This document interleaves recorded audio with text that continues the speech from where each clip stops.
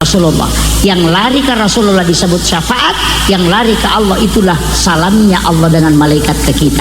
Jadi satu-satunya ibadah itu yang dua catatannya. Jadi kalau bapak mau dapat pahala double, langsung salawat. Allah akan mengirimkan salam ke kita dengan para malaikat. Ada juga yang dilapor kepada Rasulullah. Yang dilapor nanti itu akan didampakkan Rasulullah. Itulah menjadi syafaat untuk kita. Yang dilapor kepada Allah itulah menjadi rahmat. Makanya sholawat itu sudah cukup sebenarnya untuk keselamatan. Itu hebatnya. Apalagi kalau Allah yang bersalawat, satu kali saja Allah bersalawat kepada kita itu sudah cukup sampai yaumil kiamah. Itu luar biasanya. Makanya kalau sholawat ikhlas. Jangan salawat tidak ikhlas, harus ada salawat yang betul-betul ikhlas. Pakai Allahumma sholli ala Sayyidina Muhammad. Di saat-saat kita itu tidak ada kebutuhan yang lain.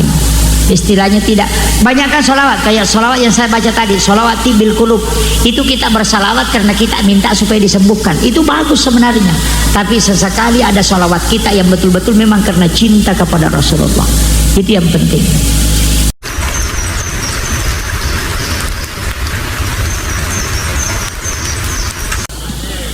Olehnya itu saya diminta memberikan tausiah. Ada tema yang diangkat panitia, meneladani akhlak serta meningkatkan cinta kita kepada Rasulullah Sallallahu Alaihi Wasallam.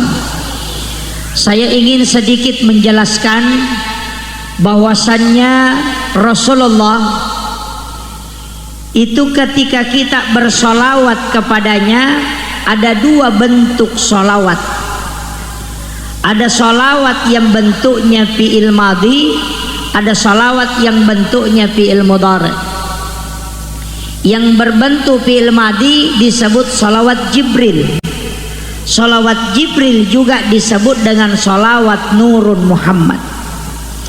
Maka ketika kita bersolawat dengan nurnya Rasulullah, maka kita mengatakan sallallahu ala Muhammad. Itu bentuknya fi'il madhi, bentuk lampau. Kenapa bentuk lampau? Karena sebelum jasadnya Rasulullah diciptakan oleh Allah, para malaikat dan nabi-nabi sebelum Rasulullah itu sudah bersalawat kepada baginda Rasulullah sallallahu alaihi wasallam. Salawatnya tidak menggunakan kalimat Allahumma sholli ala Sayyidina Muhammad, akan tetapi menggunakan kalimat sallallahu ala Muhammad.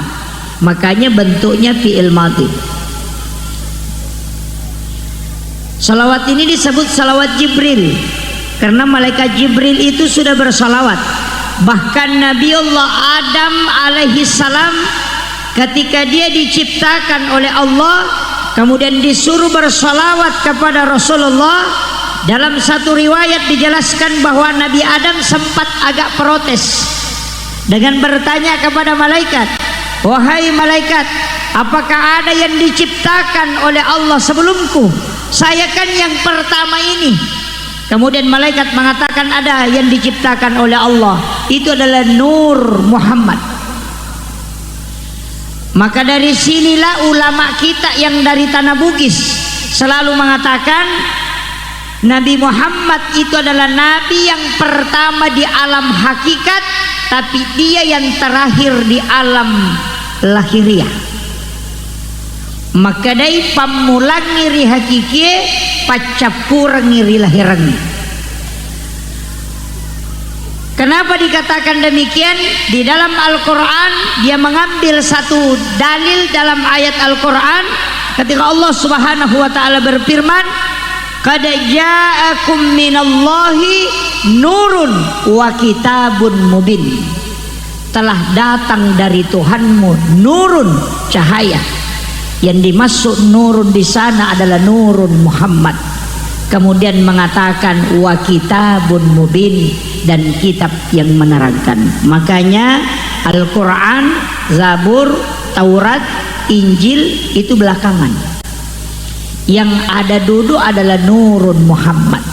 Siapa nama Nurun Muhammad ini? Ulama-ulama hakikat mengatakan salah satu namanya adalah Ahmad. Siapa Ahmad? Inilah yang dikaji para ulama-ulama dalam tirakat Bugis, Pak. Saya sedikit akan membuka ini, bahwa ketika Nabi Adam meminta untuk diperlihatkan siapa yang diciptakan sebelum dia, maka malaikat mengangkat sayapnya, kemudian lewatlah cahaya ini, tapi Nabi Adam tidak bisa melihatnya. Maka dia celupkan kepalanya ke dalam tanah. Nabi Adam yang sekelas Nabi tidak mampu melihat nurnya Rasulullah. Malaikat saja menahan untuk dia tidak lihat nurnya Rasulullah karena takut kalau dia hancur. Inilah alasan kenapa Rasulullah ketika berjalan itu selalu awan menutupi beliau, sehingga tidak terkena sinar matahari secara langsung. Ada orang mengatakan karena Nabi supaya terjaga kulitnya. Oh, itu keliru, Pak. Awan menutupi Rasulullah bukan karena Rasulullah tidak mau kena sinar matahari. Nabi kepengen kena sinar matahari sebagaimana kita. Dan Nabi tidak takut ketika dia kena terpaan sinar matahari.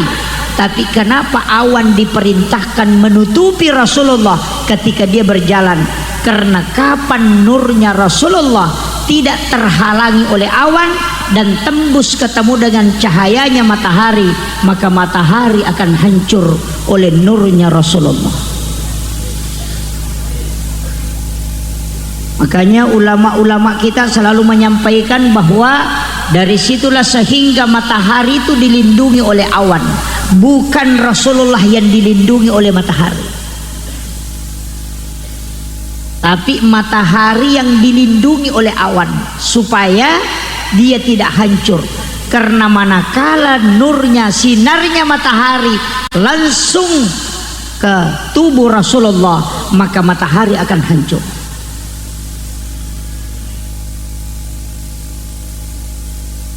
Maka Nabi Adam ketika dia diperlihatkan, maka dia mencelupkan kepalanya ke dalam bumi hingga matanya buta.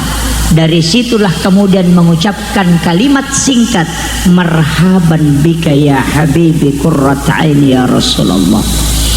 Inilah doa yang disampaikan para ulama kita, bahwa siapa yang membaca doa ini ketika azan dikumandangkan, ketika muazzin mengucapkan kalimat asyhadu anna Muhammadar Rasulullah, kemudian kita mempertemukan kedua kuku ibu jari, kemudian kita mencium di hidung, kemudian usapkan ke mata 3 kali sambil membaca sholawat, maka insya Allah berkah doa ini matanya tidak akan buta hingga dia meninggal. Makanya Bapak Ibu kalau tidak mau pakai kacamata, pakai doa ini. Sudah hafal, Bu? Belum. Kalau tidak hafal, masih ada yang kedua. Yang kedua itu kalau berwudu, ketika membasuh muka, jangan tutup mata, dibuka, niatkan sebagai obat. Itu untuk membuat pandangan itu terang. Kadang juga ada yang mengeluh, susah itu Ustaz, kadang mata perih. Kalau begitu, kalau sembari pada saat kita membaca Al-Quran sampai pada ayat Sami'un Basir, singgah, letakkan kedua ibu jari di kedua lapas itu. Ibu jari kanan di kalimat Sami'un, kemudian Basir ibu jari kiri. Kemudian masukkan ke langit-langit, baca sholawat, kemudian usapkan ke mata sambil menekan sedikit kuping telinga. Kemudian ketika berdengung bacalah haula wala quwata illa billah. Siapa yang melakukan itu, insya Allah pendengarannya dan penglihatannya itu tidak akan berubah. Itu yang paling gampang. Kalau masih tidak bisa, pakai yang keempat. Pergi ke toko kacamata, ukur, bayar. Nah, insya Allah itu tidak ada bacanya itu. Tapi saya kasih tahu, jaga pandangan kita dari melihat syahwat, melihat aurat orang. Jangan melihat aurat. Makanya Sayyidina Ali itu diberi gelar karamallahu wajhah, itu karena, dan ketika Nabi Allah Adam alaihi salam menikah bersama Hawa, maka maharnya adalah salawat kepada baginda Rasulullah. Hanya sebenarnya ulama kita dari dulu mengatakan nikah batin itu adalah salawat. Nah ini, tapi saya tidak bahas itu, bahaya bib kalau dibahas ini. Ini kalau perempuan tahu itu suaminya tidak bisa menikah lagi tuh. Makanya saya tidak bongkar itu.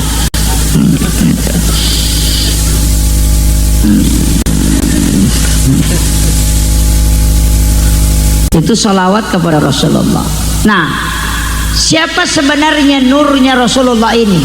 Dari sinilah semua segala sesuatu diciptakan. Likulli syai'in min nurin Muhammad. Segala sesuatu itu dari nurnya Rasulullah sallallahu alaihi wasallam. Di dalam diri kita, di manusia itu disebut rahasia. Rahasia inilah sebenarnya adalah nurnya Rasulullah. Makanya kita itu diberikan jasad. Jasad ini juga dari nurnya Rasulullah. Jasad itu 4 unsurnya Bapak Ibu sekalian. Yang pertama unsur api, angin. Yang kedua unsur api. Yang ketiga unsur air. Yang keempat unsur tanah.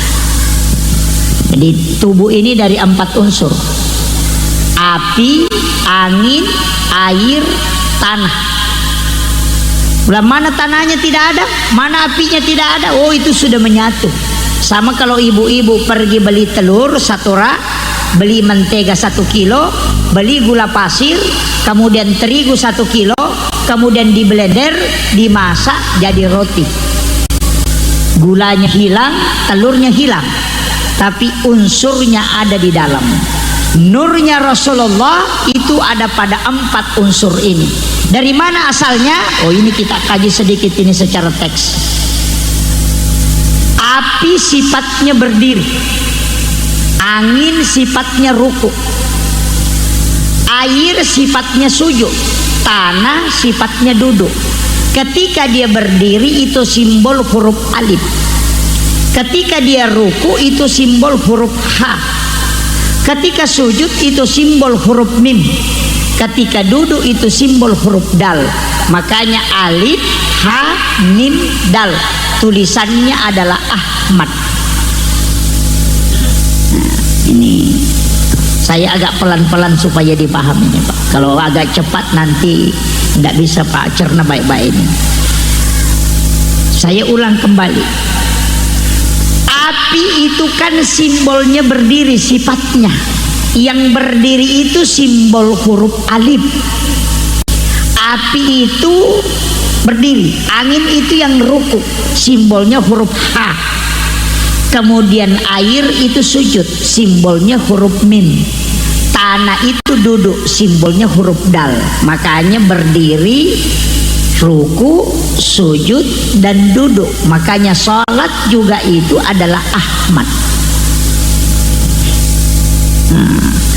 Tubuh kita ketika dia sudah berdiri, ruku dan sujud, duduk dan sujud, maka dia juga adalah Ahmad. Makanya benar kata Rasulullah, siapa yang sholat maka pasti aku kenali kelak di hari kemudian.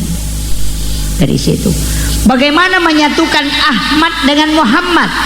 Dari sini ulama kita mengambil simbol. Kepala ini bundar, tulisannya itu huruf mim. Dada ini punya rongga, tulisannya huruf H. Pinggul ini huruf mim. Kaki yang bengkok itu tulisannya huruf dal. Makanya kepala mim, dada H, pinggul mim, kaki dal. Tulisannya Muhammad. Jadi sebenarnya tubuh kita itu lafaznya adalah lafaz Muhammad. Tangan saja ini Pak, tulisan lafaznya Allahu. Ini huruf alif, ini huruf lam, huruf ha. Itu Allahu. Garis tangan ini angka 8, angka Arab menghadap ke bawah. Ini angka 1, berarti 18. Yang di sebelah ini 81, berarti 81. 18 tambah 81 itu 99. Itu asma Allah. tambah lafzul jalalah Allah di jari tangan itu pas 100. Itu yang dikaji ulama kita dari dulu, tapi ada yang saya tidak bongkar Pak, bahaya kalau dibongkar itu. Ini nanti Pak Kiai yang bahas ini di majelisnya. Itu dari sini ulama kita semua memahami, sehingga setiap segala sesuatu itu memang dari nurnya Rasulullah. Makanya Allah mengatakan laulaka ya Muhammad lama ahlakul makhluk. Seandainya bukan engkau Muhammad, Allah mengulang sampai 3 kali, aku tidak akan menciptakan makhluk di muka bumi ini. Sebenarnya kita ini Pak penceramah tidak boleh sombong. Ilmu apapun yang kita pelajari pasti ke Rasulullah. Pasti. Ilmu fikih lari ke Rasulullah. Ilmu nahwu pasti lari ke Rasulullah. Semua bersandar kepada Rasulullah, tidak ada. Makanya semua yang disandarkan kepada Rasulullah itu pasti mulia. Saya sering mengatakan Hajar Aswad yang kita cium setiap selesai kita tawaf itu tidaklah mulia seandainya Rasulullah tidak pernah menciumnya. Tidak ada orang hari ini dari dulu sampai yaumil kiamah tidak ada yang akan mencium Hajar Aswad seandainya Rasulullah tidak pernah menciumnya. Maka Hajar Aswad itu mulia bukan karena batunya, tapi karena Rasulullah pernah menciumnya. Makanya kita sangat bersyukur Pak Bu. Saya itu termasuk orang yang punya ceramah itu jalur muda masuk surga. Tuh saya itu ustaz yang jalur muda masuk surga. Saya sudah buka kitab ensiklopedia hadis Nabi yang kurang lebih 600.000 hadis Nabi di dalamnya, itu saya bolak-balik itu. Sehingga saya menemukan beberapa hadis yang merupakan doa Rasulullah. Saya ingin kasih tahu kenapa kita harus cinta kepada Rasulullah. Ini kita masuk cinta. Saya ceramahnya tidak lama, yang penting ada bisa diambil. Insyaallah. Nanti kita kesempatan, saya ingin takzim ke beliau untuk mengambil ilmu beliau, supaya bisa saya mengambil ilmu bersanad langsung dari beliau. Insyaallah. Saya kasih tahu begini, kenapa kita cinta sekali kepada Rasulullah. Satu-satunya orang dan hamba pilihan Allah yang pernah berkeliling di dalam neraka dan surga itu cuma Rasulullah. Satu-satunya orang yang pernah dipanggil khusus oleh Allah untuk ketemu dengan Allah itu cuma Rasulullah. Kemudian satu-satunya nabi dan rasul yang diberi keistimewaan disandarkan ibadah kepadanya itu cuma Rasulullah. Nabi Adam itu Nabi Ibrahim itu ketika diperintah, karena Nabi Adam itu Pak belum ada syariat ya, makanya di masa Nabi Adam itu tidak haram mencuri, belum ada, tidak haram mencuri. Kenapa? Karena belum ada orang. Belum ada orang, makanya tidak ada syariat di masa itu. Iya, makanya tidak ada larangan mencuri karena belum ada orang mencuri Pak. Kenapa saya mengatakan ada yang disandarkan Nabi Ibrahim itu ketika diberi perintah oleh Allah itu langsung perintah wajib, Allah yang langsung perintahkan. Nabi Isa juga demikian. Tapi Rasulullah itu tidak. Ada ibadah yang disandarkan ke dia. Sholat perintah wajib 5 waktu, tapi ada sholat sunat itu disandarkan kepada Rasulullah. Tidak ada nabi dan rasul Pak yang dikasih sandaran ibadah. Tidak ada kecuali Rasulullah. Maka semua ibadah itu ada turunannya. Syahadat itu wajib, sunnahnya sholawat. Sholat wajib 5 waktu, ada sholat sunnah. Haji itu wajib, umrah itu sunnahnya. Zakat itu wajib, turunannya adalah sedekah. Makanya ada semua turunannya itu. Puasa wajib, ada puasa sunnah. Kenapa? Karena Rasulullah sudah minta, ya Allah, umur umatku tidak usah panjang. Ini yang diminta Rasulullah. Makanya bapak ibu kalau umur suaminya pendek jangan menangis. Itu Nabi yang sudah minta. Makanya Rasulullah mengatakan likulli sain hasabi wa hasabi ummati baina si'tina wa sab'in. Setiap segala sesuatu itu ada waktunya. Kalau panen ada waktunya dipanen, tapi umatku itu umurnya antara 60-70 tahun. Ini kalau sudah ada umur 60 ya siap-siap. Siap-siap menunggu jemputan ini. Baik kalau sudah 70. Kenapa Rasulullah minta umur kita pendek, tidak panjang. Umurnya Nabi Daud itu 900 tahun lebih. Umatnya Nabi Daud ada yang tembus sampai 900 tahun. Kita 60-70. Kenapa diminta Rasulullah pendek? Rasulullah mengatakan kalau dia berdosa, terlalu lama dia berdosa dan nanti hisapnya juga terlalu lama. Maka dia minta supaya dipendekkan umurnya. Bayangkan kalau ada umur 900 tahun kemudian main judi, Pak, itu minimal 800 tahun main judi. Hisapnya lama. Tapi kalau cuma 60, palingan 30 tahun sudah berhenti. Karena sudah tidak bisa lari lagi. Yang kedua, Rasulullah tahu bahwa umurnya umatku pendek, berarti pahalanya juga sedikit. Maka dia minta, ya Allah, lipat gandakan kebaikannya ketika dia melakukan kebaikan. Dari situlah man jaa bil hasanati falahu asyru amsalihha. Tapi ketika dia melakukan dosa, kata Rasulullah, aku mohon kepadamu rahmatmu, cukup satu saja yang kau tulis. Kalaupun dia bertaubat, maka hapuskan itu, jadikan kebaikan, dan itu diijabah oleh Allah. Makanya saya itu, Pak, kalau ada orang melakukan pelanggaran kemudian dia masih bisa sholat, saya mengatakan itu masih untung 9. Betul kan gitu. Ulama kita dulu pakai hitung-hitungan itu. Kau sholat dapat pahala 10, kau berdosa dapat dosa 1, berarti masih ada bonusmu 9. Nah ini tapi jangan dijadikan ini jalan untuk berbuat dosa, jangan. Ini jangan. Kenapa? Itu rahmat Allah. Nabi sudah minta, Rasulullah yang minta itu. Makanya kita ini sangat bersyukur, Pak. Semua kebaikan itu dilipat gandakan sampai 10 kali lipat. Bahkan ada yang ditambah, termasuk amal jariah itu. Membangun masjid itu ditambah terus. Setiap orang tempati beribadah akan bertambah terus itu. Bersedekah air, mengalirkan air, itu pahalanya luar biasa. Kenapa? Karena air yang kita sedekahkan, air yang mengalir itu diminum oleh binatang, dihisap oleh akar rumput, diambil oleh tanaman-tanaman, kemudian berbuah, kemudian buahnya dimakan oleh binatang. Itu jalan terus sedekahnya itu. Makanya kalau mau dapat pahala banyak, bikin sumur bor di masjid. Orang berwudu kita dapat pahalanya, sisa wudunya mengalir di tanah, diminum oleh semut, kita dapat pahala. Itu tidak pernah berhenti mengalir. Inilah pahala yang kadang kita anggap sepele tapi pahalanya besar. Tapi jangan berlomba-lomba semua bikin sumur bor di masjid, nanti masjid penuh bor ini, sumur bor ini.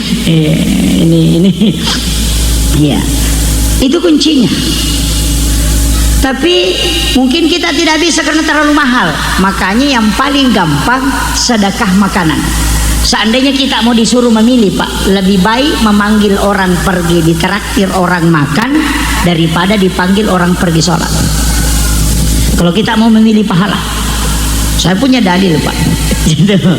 Rasulullah mengatakan orang yang memberi makan kepada seseorang itu 40 hari 40 malam baru habis di dalam perutnya. Setiap orang itu melaksanakan ibadah itu 70.000 malaikat mendoakan supaya orang itu diberikan keberkahan oleh Allah. Makanya orang sedekah makanan itu luar biasa pahalanya, Pak. 40 hari 40 malam.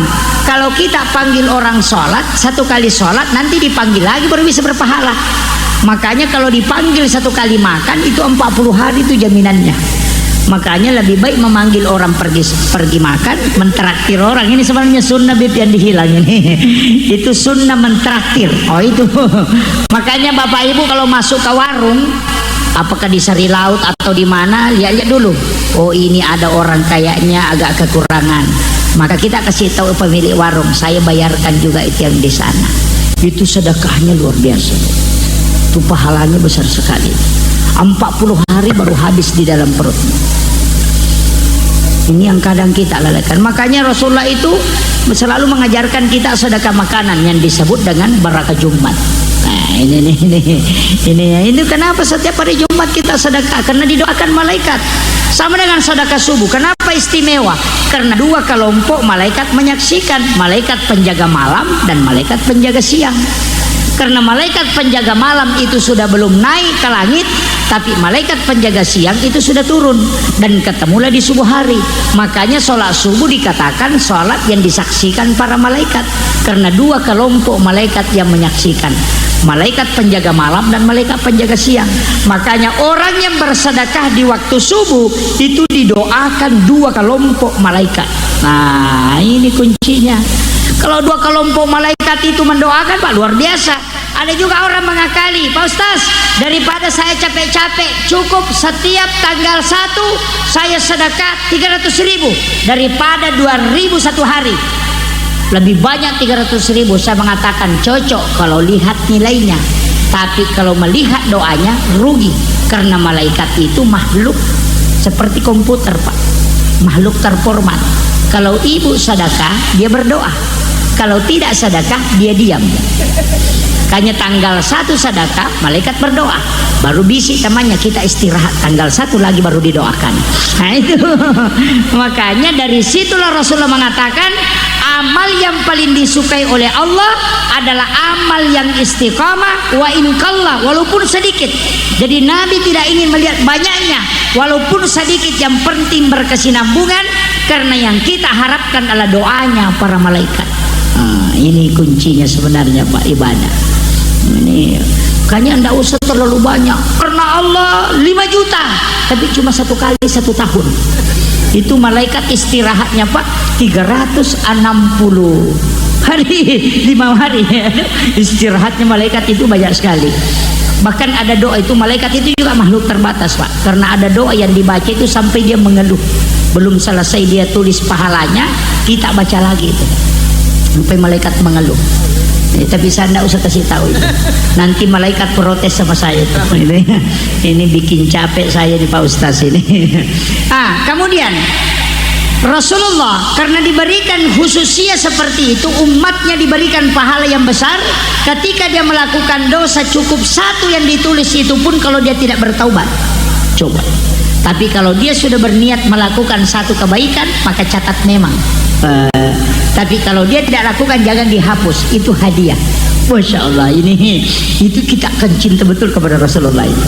Makanya harus banyak niat, Bu. Dari sinilah ulama kita mengatakan kalau kau sujud terakhir dalam sholat, niatkan memang untuk sholat berikutnya. Kalaupun kau meninggal, berarti kau sudah meninggal menuju sholat. Dan orang yang meninggal menuju sholat itu dihukumi mati syahid. Inilah bilang orang Bugis sempajat tepet tuh, itu kunci. Ini yang kadang kita ini, Pak, hanya sholatnya di dalam sholat saja kita sholat, di luar sholat tidak sholat. Ini yang dimaksud sholat yang tidak terputus. Bagaimana caranya? Di sujud terakhir niatkan untuk sholat berikutnya. Jadi makanya itu hadis Nabi. Rasulullah mengatakan umatku adalah umat yang terbaik karena dia meninggalkan 1 kebaikan menuju ke kebaikan yang lain. Makanya selesai niat sholat itu ada 2, ada niat sholat, ada niat mau sholat. Niat sholat itu ada pada takbir, dan niat mau sholat itu ada pada sujud terakhir. Kenapa kita salam ke kanan? Assalamualaikum warahmatullah. Salam ke kanan itu kita minta supaya kita bisa mendapati sholat berikutnya. Salam ke kiri kita minta supaya dihapuskan semua dosa yang kita jalani dari sholat yang lalu. Oh, itu umat terbaik itu, Pak, itu. Makanya bacaannya saja itu at-tahiyyatul mubarakatus salawatut thayyibatulillah, itu sudah dapat pahala haji dan umrah 1 kali. Assalamu alayka ayyuhan nabi wa rahmatullahi wabarakatuh, itu berjumpa dengan Rasulullah pahalanya. Kemudian assalamu alayna wa ala ibadillahi sholihin, itu diberi keistimewaan sama kalau dia bersilaturahmi dengan seluruh wali Allah yang ada di muka bumi. Makanya semua ulama tasawuf itu mengajarkan kalau baca tahiyat jangan coba sambung-sambung itu. At-tahiyyatul mubarakatus salawatut thayyibatulillah, singgah di situ. Karena itu haji dan umrah. Ini luar biasa, Pak. Kita itu sudah dikasih fasilitas. Makanya saya bilang muhibbin majelis mujahid di sini kalau masuk neraka celaka betul. Celaka kita kalau masuk neraka, Pak. Saya termasuk orang yang tidak takut mati.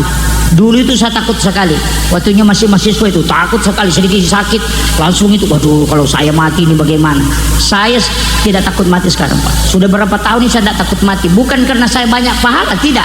Tapi saya yakin bahwa syafaat Rasulullah pasti menunggu kita. Ada juga orang mengatakan yang mauli itu masuk neraka. Waduh, stres juga kita itu, Pak. Makanya kalau yang maulid itu melaku bid'ah, masuk neraka, yang paling pertama masuk pasti Pak Ustaz. Karena dia yang ngundang kita ini nanti kejar dia dan bilang ini yang ngundang saya Pak Kiai. Itu kayak santai saja dalam beragama. Dan jauh terlalu kita mengatakan ini masuk neraka masuk. Jangan sampai kita memperkenalkan Allah karena amarahnya. Perkenalkanlah Allah dengan kasih sayangnya, supaya kita mengenal dengan penuh rahmat. Kadang-kadang sama aja dengan Pak Bupati, sama aja dengan Pak anggota dewan. Kalau yang kita ceritakan terus keburukannya, pasti itu serem. Tapi kalau kebaikan yang selalu kita kasih sayangnya, kita selalu ceritakan, pasti kita akan cinta. Maka jangan pernah menceritakan semua siksaan-siksaan, tapi ceritakanlah bagaimana rahmat-rahmat Allah kepada kita semua. Ini penting. Ini yang dianjurkan oleh Rasulullah. Tapi boleh juga mengingatkan Pak tentang azabnya. Kenapa?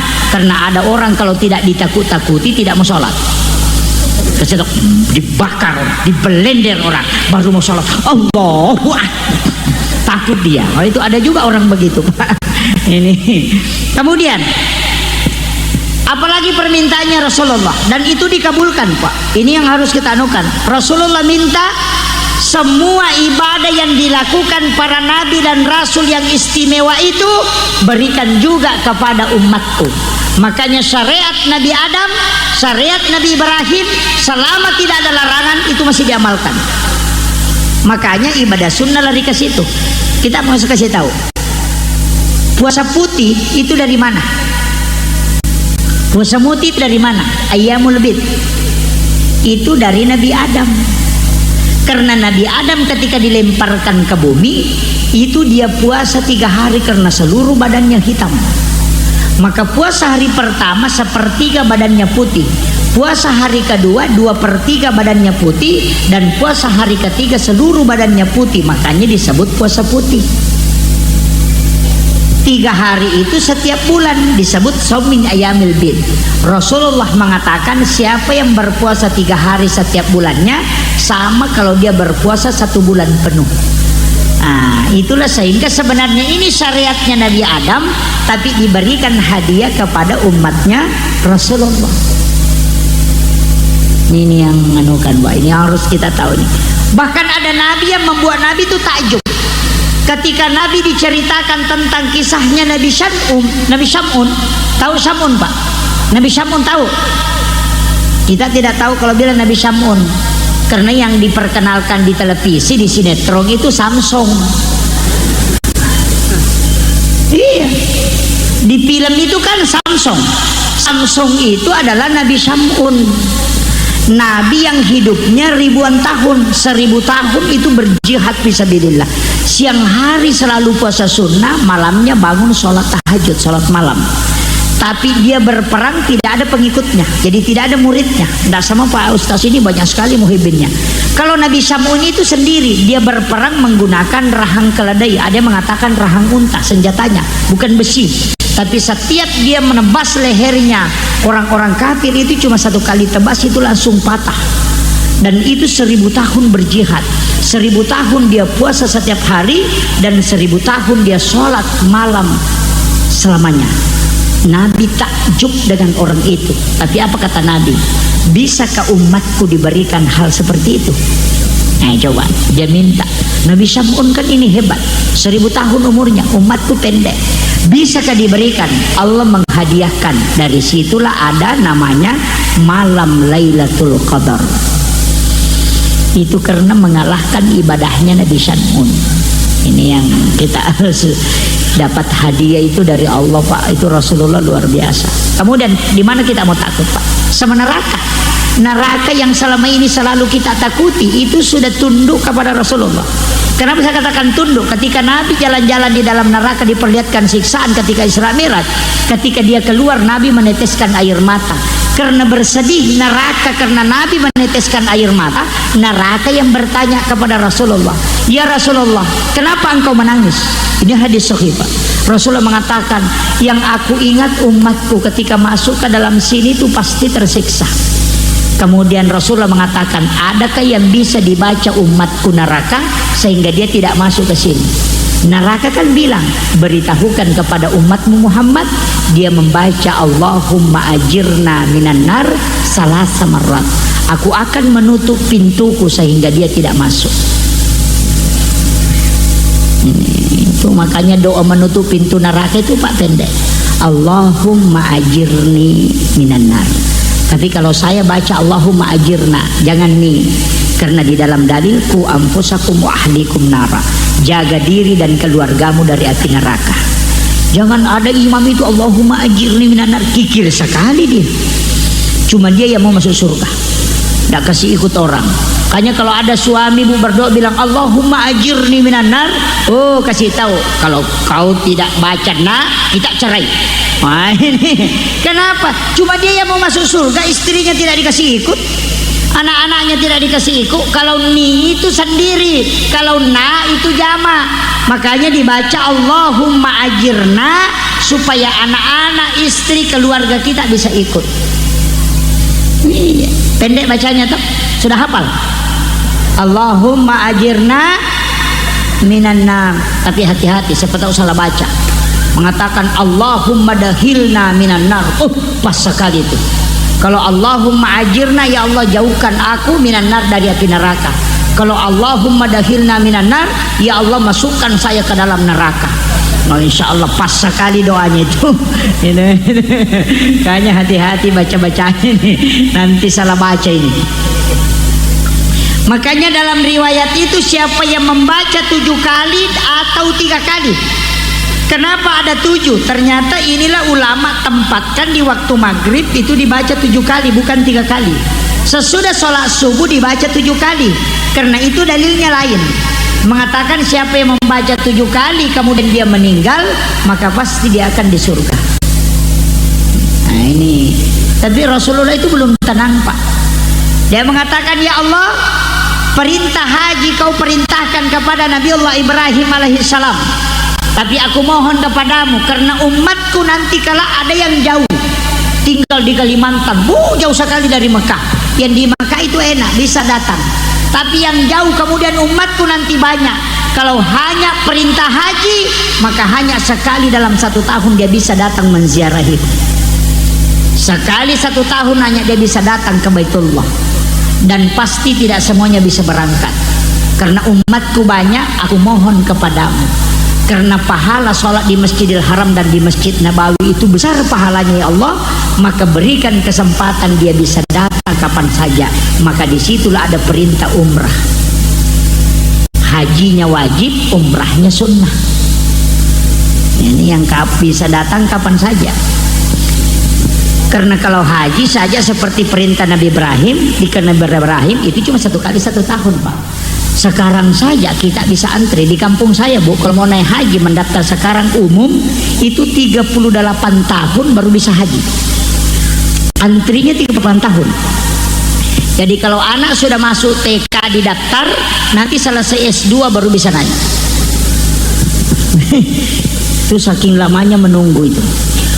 Itu daftar tunggu. Kenapa haji banyak yang mendaftar? Karena tidak ada tesnya. Seandainya yang daftar haji dites, sholat berjamaah subuh 4 bulan berturut-turut tidak pernah alpa, maka insya Allah yang mendaftar hilang semua. Iya, seandainya dites itu Pak, tidak berangkat itu. Makanya banyak haji itu ketika ke Tanah Suci berangkat naik haji, hotelnya 10 km dari Masjidil Haram, jalan kaki pergi Masjidil Haram sholat.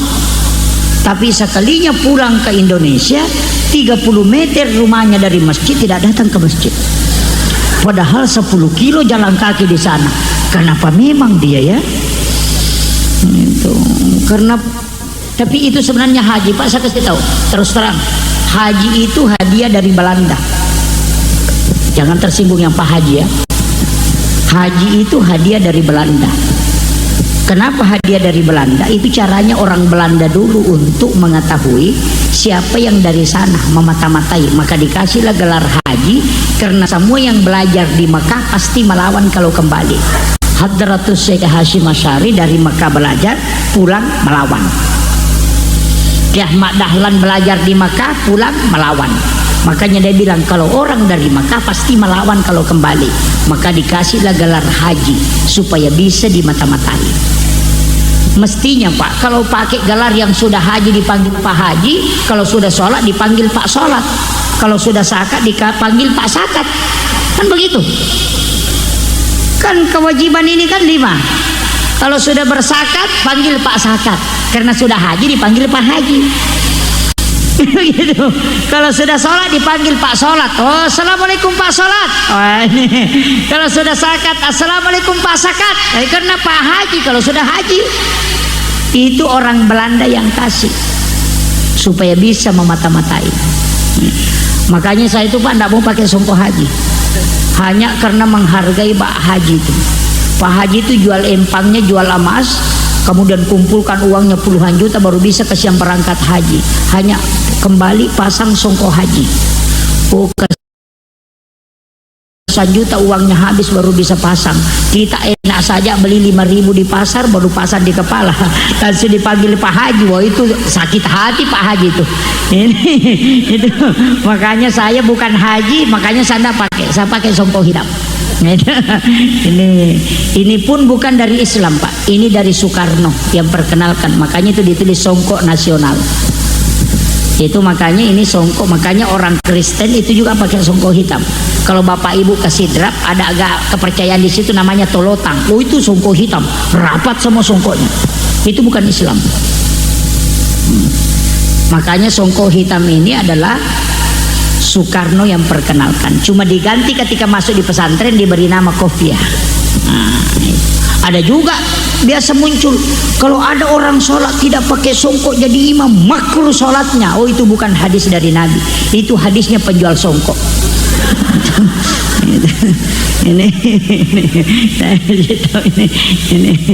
ini kadang-kala sedikit-sedikit dong pakai dalil lagi, ini jadi masalah. Kemudian itu permintaannya Rasulullah dan itu dikabulkan Bapak Ibu sekalian.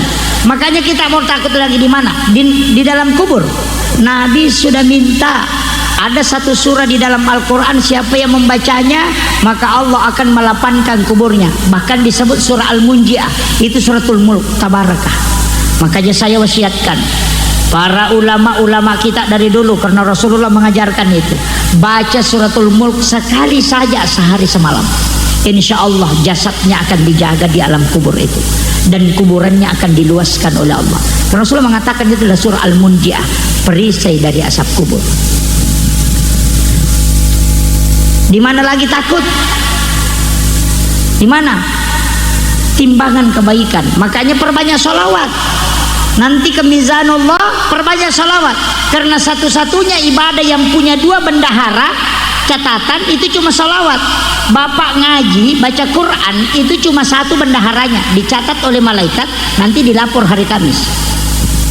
Makanya orang puasa hari Kamis. Kita puasa hari Senin itu karena kelahiran Nabi. Walaupun nanti ulama-ulama hadis mengatakan mestinya juga kita mengikuti Nabi puasa pada hari kelahiran. Kalau kita lahir hari Rabu, puasa pada hari Rabu. Kalau kita lahir hari Sabtu, puasa hari Sabtu. Karena Nabi ditanya kenapa puasa hari Senin, Rasulullah menjawab karena saya dilahirkan hari Senin. Jadi Rasulullah itu puasa pada hari kelahirannya.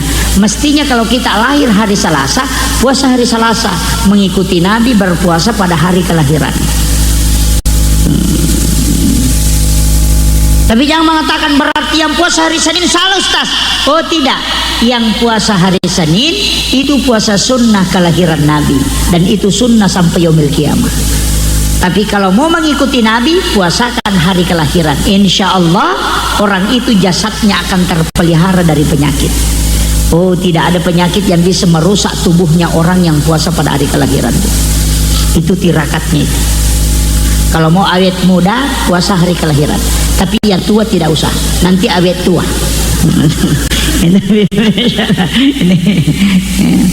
Kemudian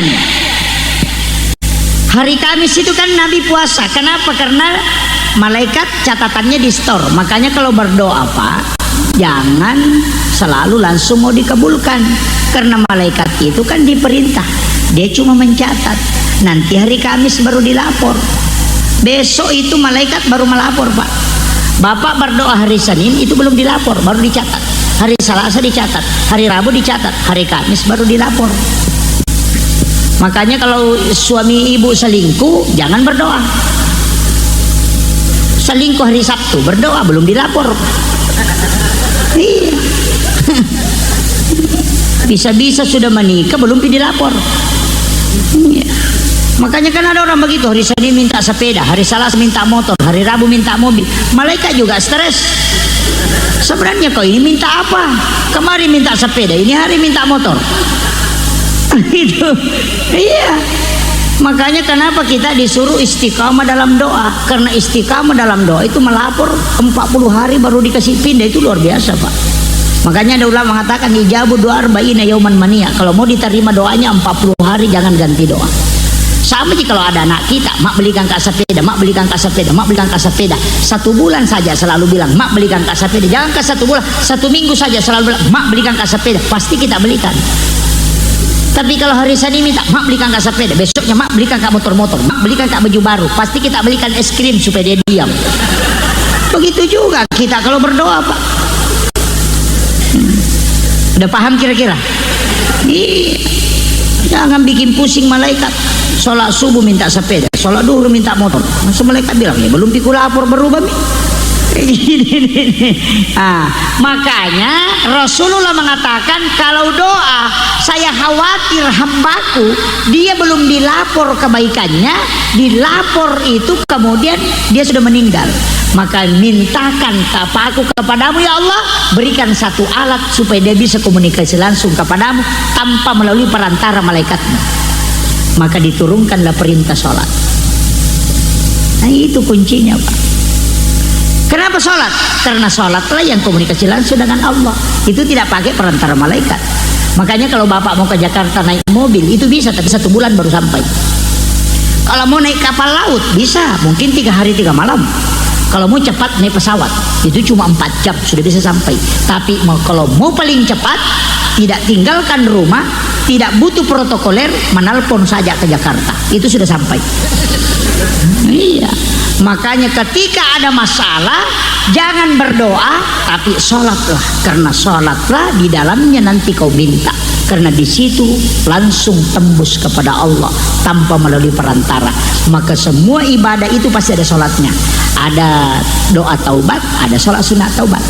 Ada doa musafir, ada sholat sunat musafir. Kenapa ada sholat sunat musafir? Kalau kau berangkat hari Senin pulang hari Rabu, nah belum itu dilapor. Kan begitu. Hari Senin berangkat, berdoa musafir, baru dicatat oleh malaikat, belum dilapor. Hari Rabu sudah kembali, belum dilapor. Karena hari Kamis baru dilapor. Makanya kalau sholat itu waktu langsung terlapor. Makanya Nabi mengatakan setiap masalah yang kau hadapi, ambil air wudhu, salatlah 2 rakaat. Karena itu tanpa perantara. Ini istimewanya kita, Pak. Ini makanya kalau mau ketemu Pak Bupati, mau ketemu Pak Gubernur, kalau melewati protokoler lama prosesnya, antri dulu. Tapi kalau menelpon ke Pak Gubernur langsung diangkat, selesai.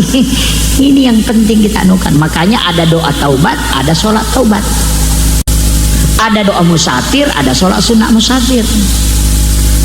Itu semua karena memang di situ. Kalau bertaubat itu berdoa, ya Allah astagfirullah, astagfirullah. Tapi Rasulullah sudah tahu nanti umatku disuruh sedekah kikir. Ini senabi tak kadang kau mak matuk maka sekek kau kurang Kalimantan tanah bumbun. Suruh masumba maka kaddi. Ada Nabi sudah tahu itu. Tapi makanya Rasulullah mengatakan bukakan pintu-pintu kebaikan untuk umatku. Makanya dibukakan oleh Allah. Ada orang diberi kecenderungan untuk ringan tangan bersedekah, ada yang tidak tapi dia ringan dalam berzikir. Ada yang diberi kecenderungan ringan dalam sholat sunatnya tapi dia tidak bisa bersedekah. Ada orang diberi kecenderungan ringan untuk puasa sunnah tapi dia tidak bisa banyak sholat sunat. Jadi itu pintu-pintu masuk ke dalam surga banyak. Inilah kelebihannya. Karena orang disuruh sedekah, dia bilang kita saja tidak cukup. Tidak semua orang kaya, maka dibasilah kesempatan bisa dengan zikir. Kau bisa masuk jalur surga. Jadi makanya jangan khawatir, jalan kita itu lebar, Pak Bu. Ibu-ibu juga jangan anggap remeh orang itu si anu tidak pernah sholat sunat. Cocok nih tidak pernah sholat sunat, tapi puasa sunnahnya tidak pernah alpa. Itu istimewa itu. Apalagi kalau berdua-duaan dengan Allah, luar biasa.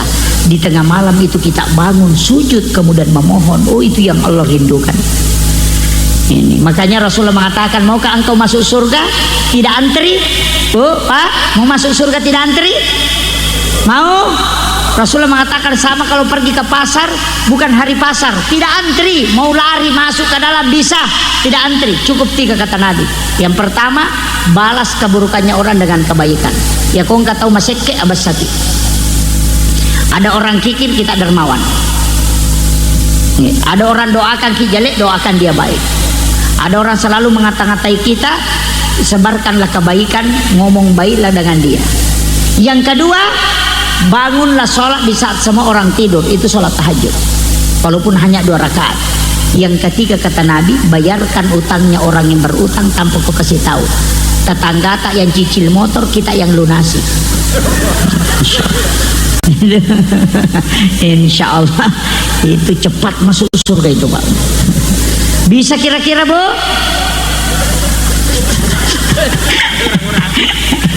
Ini yang jadi masalah ini. Makanya dari 1000 orang untung kalau ada satu yang bisa melakukan. Makanya tidak antri, karena itu jalur khusus. Kalau mau tidak antri Pak, cari amalan yang jarang orang lakukan. Nah itulah sehingga ada namanya sedekah rahasia. Mana sedekah rahasia? Sedekah yang paling tinggi itu Bu, bukan bilang karena Allah 10.000, bukan. Itu nomor 3. Itu nomor 3, sedekah nomor 3 itu bukan yang terbaik. Sedekah yang terbaik itu kasih kunci tempat uang ke orang yang minta sedekah. Itu yang terbaik. Yang bilang ini kuncinya tempat uangku, pergi mau ambil. Ada kira-kira? Pasti bilang kalau nak habis ini mati kini. Dibawanya itu sedekah yang tidak ditahu nilainya. Ketika celengan lewat, ambil saja uang di saku, tidak usah lihat uang berapa, masukkan ke dalam celengan. Itu sedekah rahasia. Itu hadis qudsi. Allah mengatakan, siapa hambaku memberikan kepada aku dia tidak menghitungnya, aku pun akan membalasnya dengan tidak menghitungnya pula. Itu istimewa itu. Sedekah tidak dilihat. Kita kadang bolak-balik, ditarik 100.000 didorong lagi masuk. Itu salah cabut katanya. Tarik 50.000 didorong lagi masuk. Bahkan ada yang parah, dia tukar, kasih 10.000, tukar duluan 5.000 dua. Ini malaikat pusing itu, waduh. Ini makanya jangan. Kemudian yang karena Allah. Tapi kalau mau dianggap orang baik, teruslah bersedekah.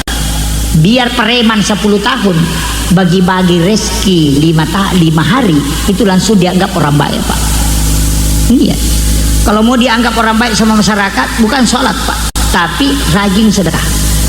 Makanya kalau ada caleg suka bagi-bagi, langsung dibilang, bagusnya Bapak, dipilih lagi tuh. Iya.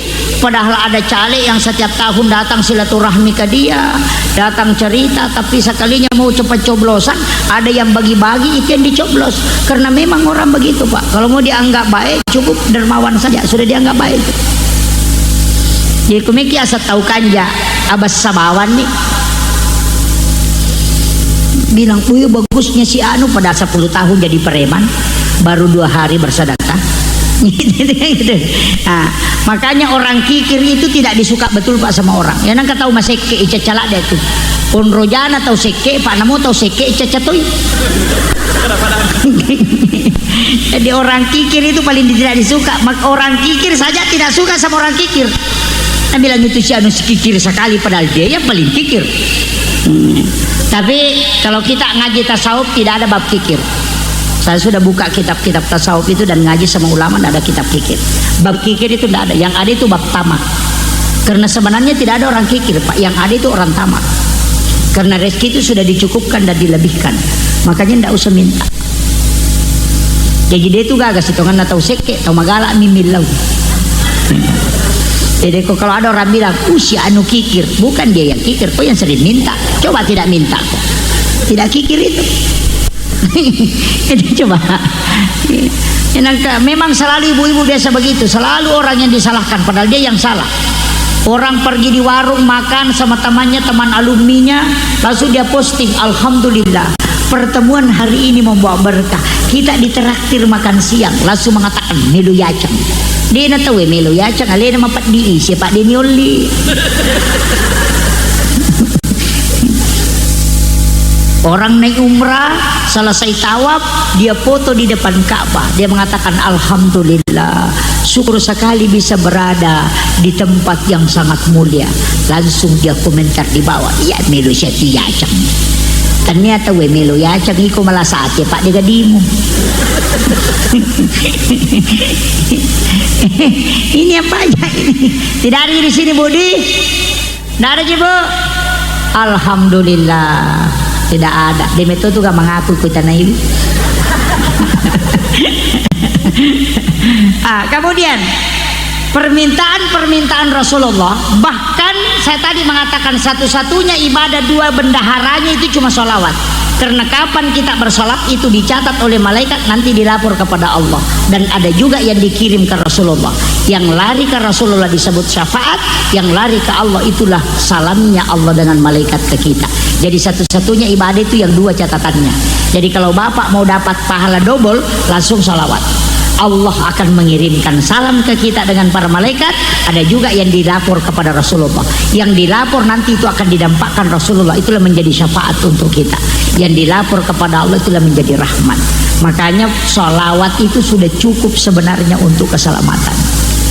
Itu hebatnya. Apalagi kalau Allah yang bersalawat, satu kali saja Allah bersalawat kepada kita itu sudah cukup sampai yaumil kiamat. Itu luar biasanya Bu. Makanya kalau sholawat ikhlas. Jangan sholawat tidak ikhlas. Harus ada sholawat yang betul-betul ikhlas. Pakai Allahumma sholli ala Sayyidina Muhammad. Di saat-saat kita itu tidak ada kebutuhan yang lain. Istilahnya tidak banyakkan sholawat. Kayak sholawat yang saya baca tadi, sholawati bil qulub. Itu kita bersalawat karena kita minta supaya disembuhkan. Itu bagus sebenarnya. Tapi sesekali ada sholawat kita yang betul-betul memang karena cinta kepada Rasulullah. Itu yang penting. Jangan karena mau minta.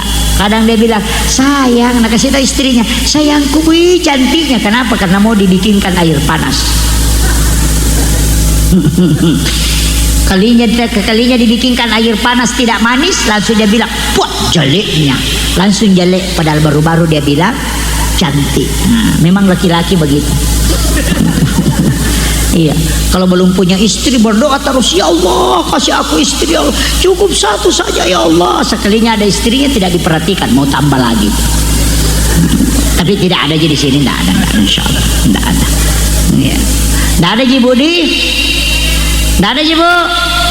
Tapi saya kasih tahu bagaimana caranya supaya suami tidak menambah istri. Gampang, servis dia dengan sempurna. Belum minta kas memang.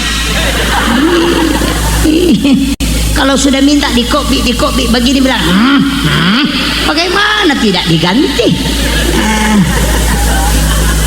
Laki-laki itu kalau sudah minta 2 kali dan tidak dikasih, itu sudah naik darah di otaknya karena otaknya sudah error. Makanya biasa ditanya, Pak mau ke kantor? Kantor. Itu ada masalah. Tadi malam tidak diservis. Tidak ada di sini perempuan kikir. Tidak ada Bu. Iya, kalau mau rezekinya dilancarkan, dimudahkan, kita yang tawarkan. Sayang, kalau ada kebutuhan tanah saya tidur kasih bangun muka sayang. Baru dicium keningnya baru kita balik. Insya Allah tenang suami kita.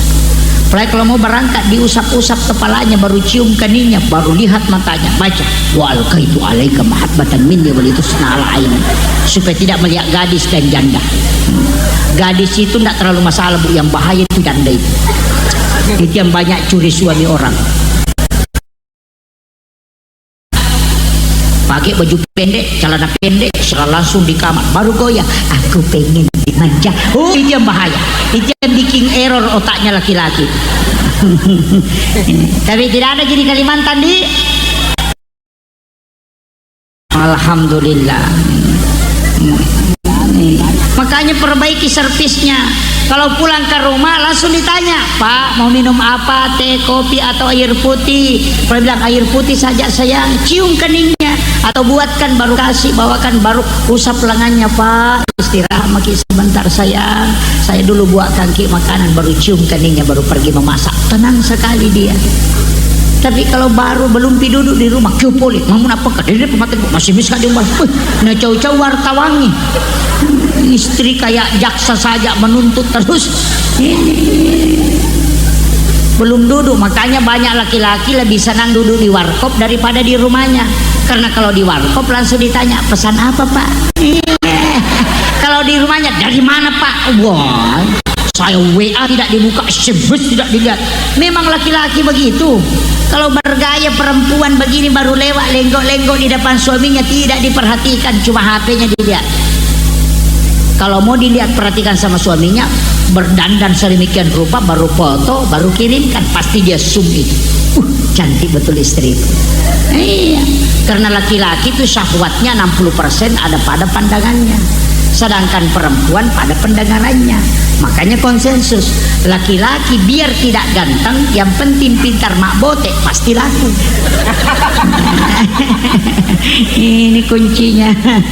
Itu kuncinya aja itu. Itu resep itu, Pak. Makanya kalau anak-anak kita sudah ada yang bilang tidur maki sayang, ini yang bahaya. Pengantin baru kan begitu. Wih, hati-hati sayang, tidur maki sayang. Apanya yang sakit sayang? Apalagi kalau orang masih pacaran, nasi goreng apa aku belikan ki sayang? Bagaimana pulsa tak sayang? Sudah bilang, bagus sayangku.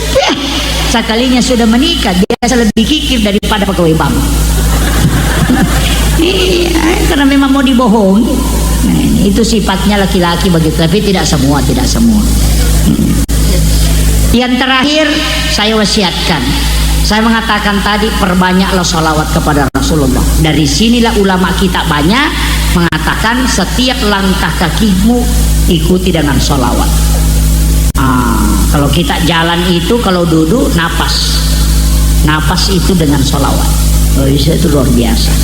Tapi yakini Rasulullah, sebenarnya kita diperintahkan dua, kirimkan salam dan sholawat. Cuma kita yang paling sering itu hanya mengirim sholawat, jarang mengirim salam. Kalau ngirim salam itu, assalamu alaika ya Rasulullah, ya Habiballah, assalamu alaika ya Sayyidi, assalamu alaika ya Nabi Allah, assalamu alaika ya Aba Barruh, assalatu wassalamu alaika ayyuhan Nabi wa rahmatullahi wabarakatuh. Itu namanya mengirim salam. Orang yang mengirimkan salam ke Nabi itu akan diperhatikan oleh Rasulullah. Orang yang mengirimkan salawat kepada Rasulullah itu akan diberikan syafaat oleh Rasulullah. Jadi dua, kalau mau diperhatikan kirimkan salam, kalau mau diberi syafaat kirimkan salawat.